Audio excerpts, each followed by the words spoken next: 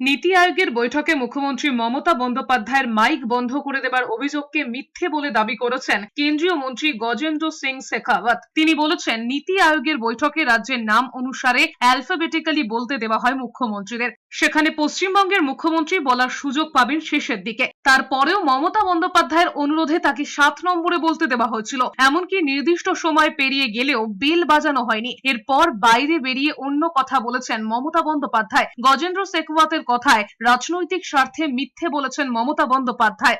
Alphabetically बोलने की permission होती है West Bengal since it starts from W so technically practically it should the chance of speaking Mamata Banerjee ji it should come at the last. लेकिन उन्होंने request किया कि मुझे वापस जाना है, इसलिए मुझे पहले बोलने की परमिशन दी जाए मीटिंग में। सो उनको 7वें स्पीकर के रूप में उनके आग्रह पर तुरंत बोलने की परमिशन दी गई। हर चीफ मिनिस्टर के बोलने का जो टाइम तय था उन्होंने अपने लिए तय टाइम का पूरा उपयोग किया। उसके बाद में भी जो रिंग बजती है, जो सिस्टमेटिकली जो रिंग बजनी चाहिए वो रिंग नहीं बजने दी गई और अपनी बात पूरी करके वो बाद में खड़ी हुई और खड़ी होकर के वहां से रवाना हो गई और बाहर जाकर के उन्होंने इस तरह का जो है आरोप लगाने की कोशिश की है। मुझे लगता है कि किसी संवैधानिक पद पर रहते हुए इतना बड़ा झूठ बोल करके देश में किसी क्षेत्र विशेष में इस तरह से अपने राजनीतिक लाभ के लिए सनसनी पैदा करना इस 75 साल के लोकतांत्रिक भारत में अनुचित तो है ही, अस्वीकार्य भी है और निंदनीय भी है।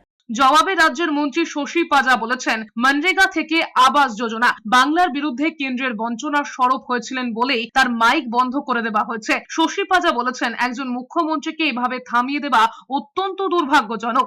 That the fund deprivation which has taken place for Bengal vis-a-vis the Manrega funds, the Awas Yojana funds, these are true claims and absolutely justified claims of the government, of the people of Bengal.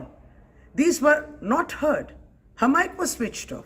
Even the budget was discriminatory. It was discriminatory towards Bengal and also towards the non-BJP ruled states. This is what Mamata Banerjee was speaking. They should have been happy that there was a voice from the opposition. But by switching off the mic before she could complete, this is so unfortunate.